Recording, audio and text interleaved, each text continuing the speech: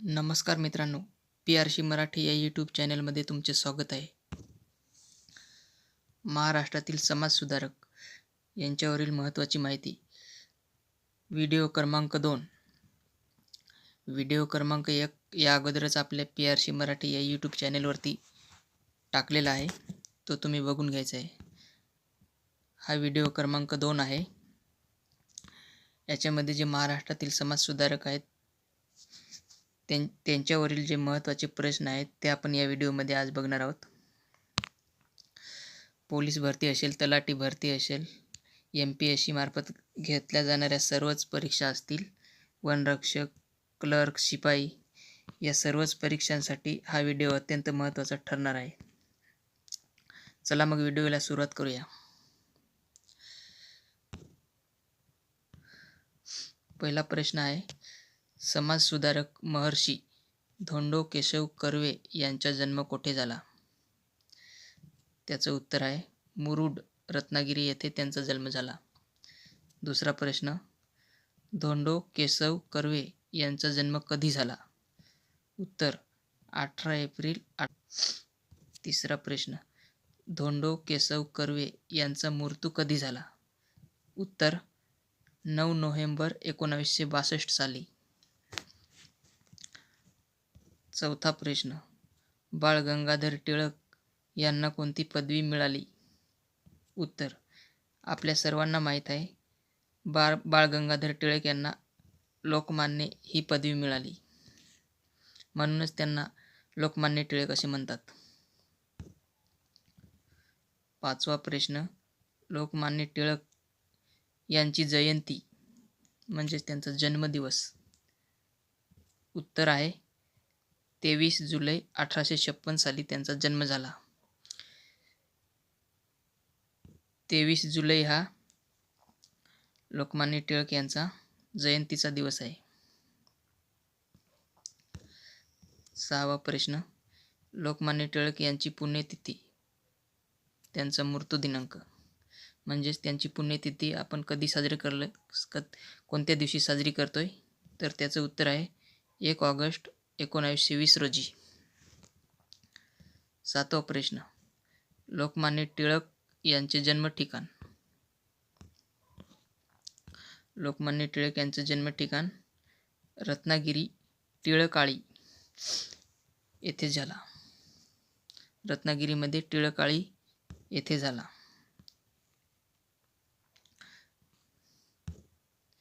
आठवा प्रश्न, डॉक्टर बाबासाहेब आंबेडकर यांचे पूर्ण नाव. त्याचं उत्तर आहे भीमराव रामजी आंबेडकर. हे तर आपल्या सर्वांना माहीतच आहे. पुढचा प्रश्न, डॉक्टर बाबासाहेब आंबेडकर यांचे जन्म ठिकाण. त्याचं उत्तर आहे महू, इंदूर, मध्य प्रदेश. मध्य प्रदेश राज्यामध्ये इंदोर शहरामध्ये जे महू ठिकाण आहे येथे त्यांचा जन्म झाला. महू हे त्यांचं जन्म ठिकाण आहे. 10वा प्रश्न, डॉक्टर बाबासाहेब आंबेडकर यांचा जन्म कधी झाला? आंबेडकर जयंती. तर हा तर प्रश्न एकदम सिंपल आहे मित्रांनो. हा तर आपल्या सर्वांना माहीतच आहे. 14 एप्रिल 1891 साली त्यांचा जन्म झाला. 14 एप्रिल ही आंबेडकरांची जयंती आहे. 14 एप्रिल रोजी आपण आंबेडकर जयंती साजरी करतोय. पुढचा प्रश्न, डॉक्टर बाबासाहेब आंबेडकर यांचा मृत्यू कधी झाला? म्हणजेच त्यांची पुण्यतिथी कधी असते? त्याचं उत्तर आहे 6 डिसेंबर 1956 साली त्यांचा मृत्यू झाला. आंबेडकरांची पुण्यतिथी 6 डिसेंबर रोजी आपण साजरी करतोय. पुढचा प्रश्न, छत्रपती शाहू महाराज यांचा जन्म कोठे झाला? उत्तर आहे कोल्हापूर. कोल्हापूर येथे त्यांचा जन्म झाला. पुढचा प्रश्न, छत्रपती शाहू महाराज यांचा जन्म कधी झाला? त्याचं उत्तर आहे 26 जून 1874 साली झाला. पुढचा प्रश्न, छत्रपती शाहू महाराज यांचा मृत्यू कधी झाला? त्याचं उत्तर आहे 6 मे 1922 रोजी झाला. 6 मे 1922 रोजी त्यांचा मृत्यू झाला. छत्रपती शाहू महाराजांची पुण्यतिथी आपण 6 मे रोजी साजरी करतोय. पुढचा प्रश्न,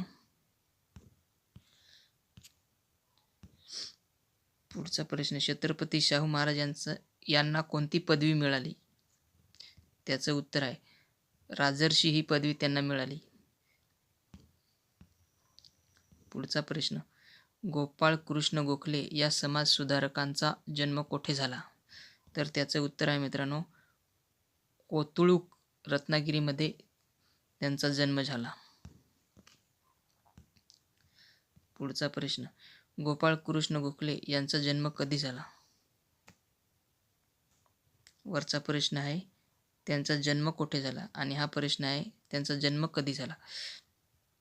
तर त्याचं उत्तर आहे 1866 साली जन्म झाला आणि त्यांचा मृत्यू 1915 साली त्यांचा मृत्यू झाला. लक्षात ठेवा मित्रांनो. पुढचा प्रश्न, दादोबा पांडुरंग तरखडकर यांचा जन्म कोठे झाला? तर त्याचं उत्तर आहे मुंबई येथे. जन्म 1814 साली आणि त्यांचा मृत्यू 1882 साली झाला. पुढचा प्रश्न, समाजसुधारक जगन्नाथ शंकरशेठ मुरकुटे यांचा जन्म कोठे झाला? त्याचं उत्तर आहे मुंबई येथे जगन्नाथ शंकरशेठ मुरकुटे यांचा जन्म झाला आणि 1803 साली त्यांचा जन्म झाला आणि मृत्यू कधी झाला? तर 1865 साली त्यांचा मृत्यू झाला. पुढचा प्रश्न, गोपाळ गणेश आगरकर यांचा जन्म कोठे आणि कधी झाला? त्याचं उत्तर आहे टेंभू सातारा येथे त्यांचा जन्म झाला आणि जन्मदिवस त्यांचा 14 जुलै 1856 आणि मृत्यू दिनांक 17 जून 1895. पुढचा प्रश्न, महात्मा फुले म्हणजे ज्योतिबा गोविंदराव फुले यांचा जन्म कोठे आणि कधी झाला? त्याचं उत्तर आहे महात्मा फुले यांचा जन्म पुणे येथे झाला. 11 एप्रिल 1827 साली झाला आणि त्यांचा मृत्यू 28 नोव्हेंबर 1890 साली झाला. 11 एप्रिल हे आपण महात्मा फुले यांची जयंती साजरी करतोय आणि 28 नोव्हेंबर हा त्यांचा पुण्यतिथी म्हणून दिवस आपण साजरा करतोय. पुढचा प्रश्न, बॉम्बे नेटिव्ह एज्युकेशन सोसायटी ही कोणत्या समाजसुधारकांची संस्था आहे? बॉम्बे नेटिव्ह एज्युकेशन सोसायटी ही संस्था कोणत्या समाजसुधारकांची आहे? त्याचं उत्तर आहे नाना शंकरशेठ म्हणजेच त्यांचं पूर्ण नाव जगन्नाथ शंकरशेठ मुरकुटे यांची ही संस्था आहे. पुढचा प्रश्न, अभिनव भारत आणि मित्रमेळा ह्या संस्था कोणाच्या आहेत? अभिनव भारत आणि मित्रमेळा ह्या संस्था कोणाच्या आहेत? तर त्याचं उत्तर आहे विदा सावरकर यांच्या ह्या संस्था आहेत. पुढचा प्रश्न, हरिजन सेवक संघ ही संस्था कोणाची? त्याचं उत्तर आहे महात्मा गांधी यांची ही संस्था आहे. 1932 साली या संस्थेची म्हणजे ही संस्था स्थापन झाली. पुढचा प्रश्न, श्री विचारवंती संस्था ही संस्था कोणाची आहे? ही संस्था पुणे येथे आहे. त्याचं उत्तर सरस्वतीबाई जोशी. श्री विचारवंती संस्था ही सरस्वतीबाई जोशी यांची ही संस्था आहे आणि ही संस्था कुठे आहे? तर लक्षात ठेवा पुणे येथे ही संस्था आहे. पुढचा प्रश्न, आनंदवन ही संस्था कोणाची? तर त्याचं उत्तर आहे बाबा आमटे. बाबा आमटे यांची ही संस्था आहे. आनंदवन ही संस्था बाबा आमटे यांची आहे. पुढचा प्रश्न, हिंदू लेडीज सोशल क्लब ही संस्था कोणाची? त्याचं उत्तर आहे रमाबाई रानडे. रमाबाई रानडे यांची ही संस्था आहे. पुढचा प्रश्न, साने गुरुजी यांचे पूर्ण नाव काय आहे? त्याचं उत्तर आहे पांडुरंग सदाशिव साने. पांडुरंग सदाशिव साने हे साने गुरुजी यांचे पूर्ण नाव होते, लक्षात ठेवा. पुढचा प्रश्न, साने गुरुजी यांचा जन्म कधी झाला? त्याचं उत्तर आहे 24 डिसेंबर 1899 साली त्यांचा जन्म झाला आणि 11 जून 1950 साली त्यांचा मृत्यू झाला. पुढचा प्रश्न, साने गुरुजी यांचा जन्म कोठे झाला? त्याचं उत्तर आहे पालगड, तालुका दापोली, जिल्हा रत्नागिरी येथे त्यांचा साने गुरुजी यांचा जन्म झाला. पालगडमध्ये, तालुका दापोली, जिल्हा रत्नागिरी. हे प्रश्न अत्यंत महत्त्वाचे आहेत मित्रांनो. भरपूर परीक्षांना येऊन गेलेले आहेत, त्याच्यामुळे ही माहिती महत्त्वपूर्ण ठरणार आहे तुमच्यासाठी. पुढचा प्रश्न, पुण्यश्लोक अहिल्याबाई होळकर यांचा जन्म कोठे झाला? त्याचं उत्तर आहे चौडी, तालुका जामखेड, जिल्हा अहमदनगर या ठिकाणी त्यांचा जन्म झाला. अहिल्याबाई होळकर यांचा अहमदनगर जिल्ह्यामध्ये जन्म झाला.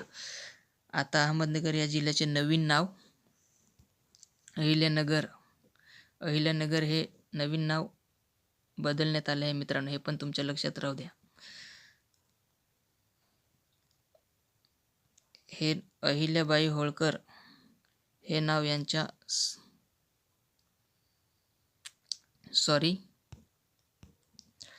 जे अहमदनगर जिल्ह्याचं जे अहिल्यानगर नाव ठेवण्यात आलं आहे, तर ते नाव अहिल्याबाई होळकर यांच्या स्मरणार्थ ठेवण्यात आलेलं आहे, लक्षात असू द्या. पुढचा प्रश्न, राष्ट्रसंत तुकडोजी महाराज यांचा जन्म कधी झाला? त्याचं उत्तर आहे 30 एप्रिल 1909 रोजी त्यांचा जन्म झाला आणि त्यांचं निधन 11 ऑक्टोबर 1968 साली त्यांचं निधन झालं. पुढचा प्रश्न, स्वतंत्र भारताचे पहिले कायदा व न्याय मंत्री म्हणून कोणाची नियुक्ती केली? त्याचं उत्तर आहे डॉक्टर बाबासाहेब आंबेडकर यांची नियुक्ती कायदा व न्याय मंत्री म्हणून पहिली नियुक्ती करण्यात आली होती स्वतंत्र भारत झाल्यानंतर. आणि 15 ऑगस्ट 1947 ते 6 ऑक्टोबर 1951 या दरम्यान ते स्वतंत्र भारताचे पहिले कायदा व न्याय मंत्री होते, डॉक्टर बाबासाहेब आंबेडकर, लक्षात असू द्या.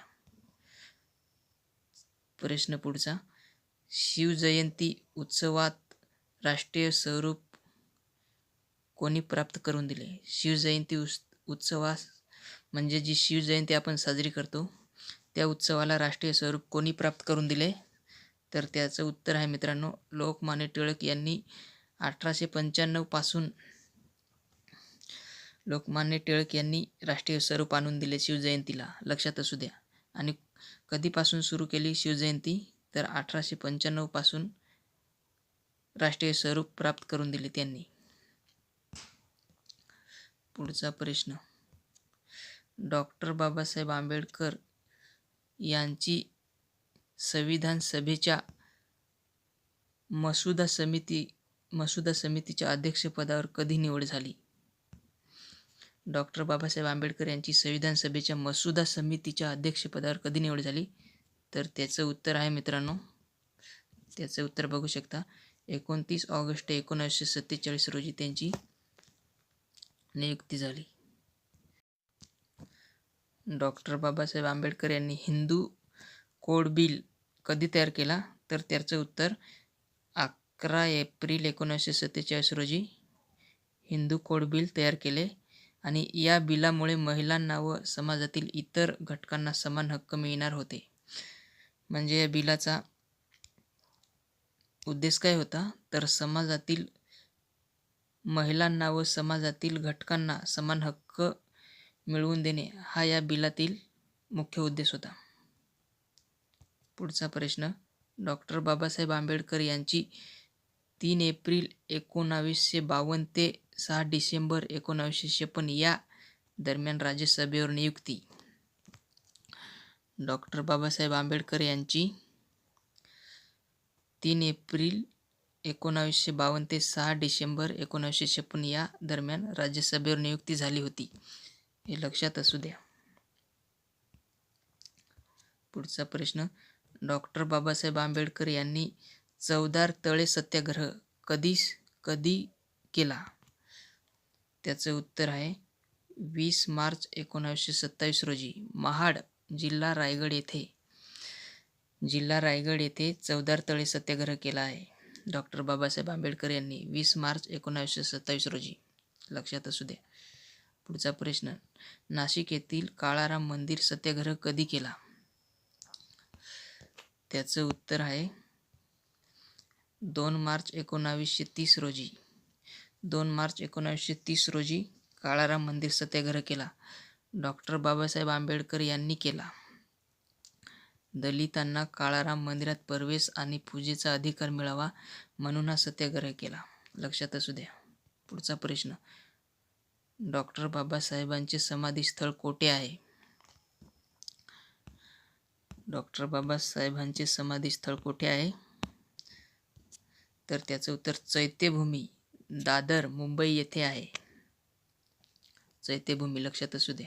पुढचा प्रश्न, महाराष्ट्र सरकारने बाबासाहेबांचा संबंध असलेल्या कोणत्या 5 स्थळांना पंचतीर्थ म्हणून दर्जा दिला? काय? पंचतीर्थ. लक्षात असू द्या. पंचतीर्थ म्हणून दर्जा दिला. कोणी? तर महाराष्ट्र सरकारने. कोणत्या 5 स्थळांना दर्जा दिला? तर तुम्ही बघू शकता. लक्षात असू द्या. पहिलं जे स्थळ आहे महू, मध्य प्रदेश, हे बाबासाहेबांचे जन्मस्थळ.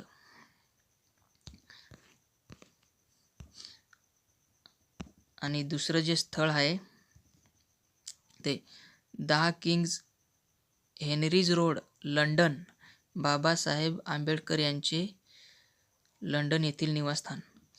महाराष्ट्र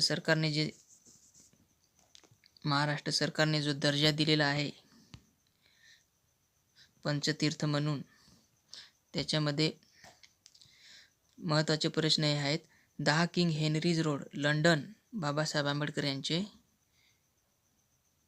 लंडन येथील निवासस्थान. आणि तिसरं जे तीर्थ आहे 26 अलीपूर रोड, बाबासाहेब आंबेडकर यांचे दिल्ली येथील निवासस्थान.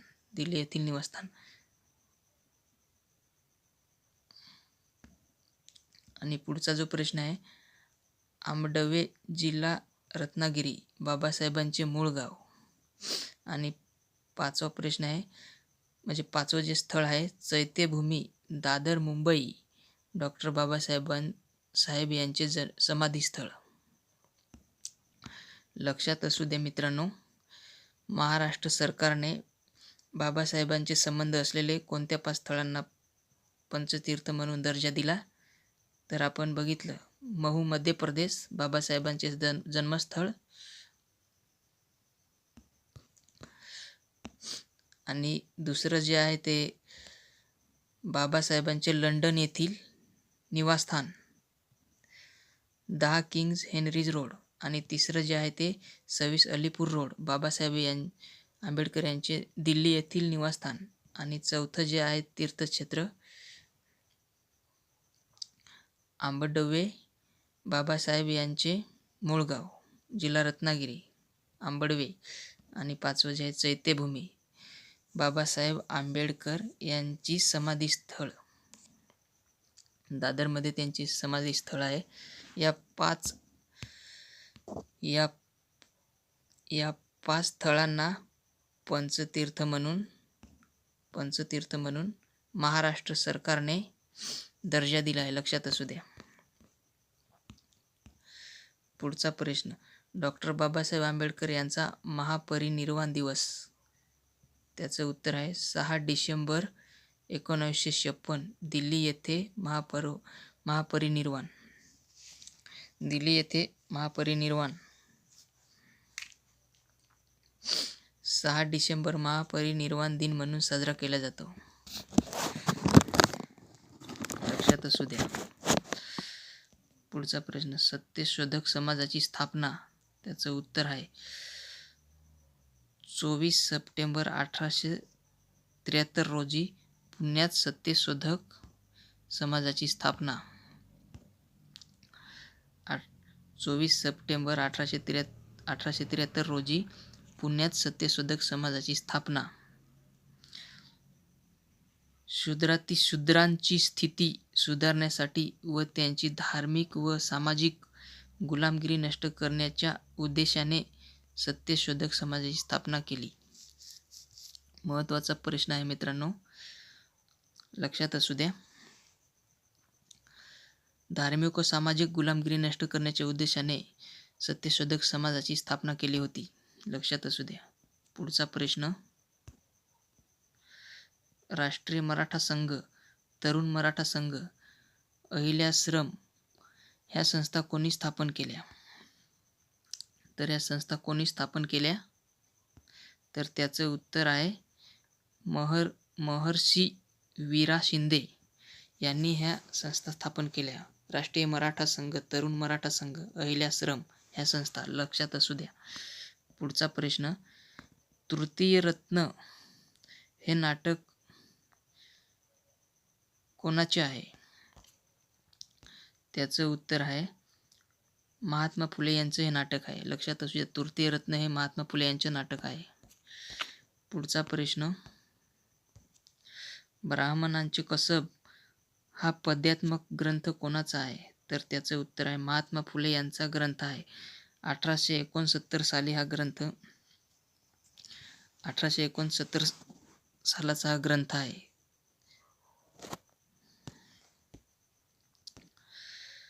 पुढचा प्रश्न, गुलामगिरी हे पुस्तक कोणी लिहिले? त्याचं उत्तर आहे महात्मा फुले. महात्मा फुले यांनी गुलामगिरी हे पुस्तक लिहिले होते.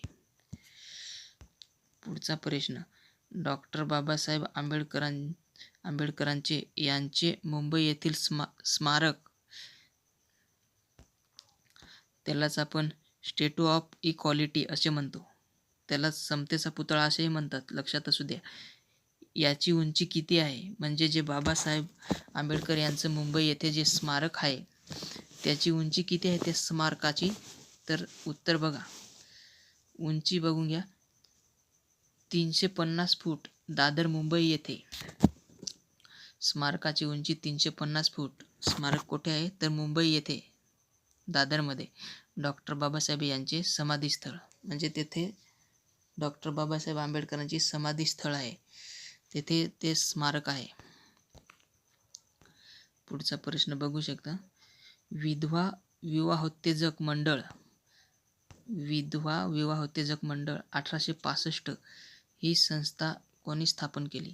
म्हणजे ही संस्था 1865 साली स्थापन करण्यात आली आहे. तर ही संस्था कोणी स्थापन केली? विधवा विवाहोत्तेजक मंडळ. त्याचं उत्तर आहे न्यायमूर्ती मगो रानडे. न्यायमूर्ती मगो रानडे यांनी संस्था स्थापन केली. पुढचा प्रश्न, बहिष्कृत हितकारणी सभा, ही सभा 1924 साली स्थापन केली आहे. मजूर पक्ष 1936 साली. ह्या संस्था कोणी स्थापन केल्या? बहिष्कृत हितकारणी सभा, मजूर पक्ष ह्या संस्था कोणी स्थापन केल्या? तर त्याचं उत्तर डॉक्टर बाबासाहेब आंबेडकर यांनी या संस्था स्थापन केल्या. अशा प्रकारे महत्त्वाचे प्रश्न होते.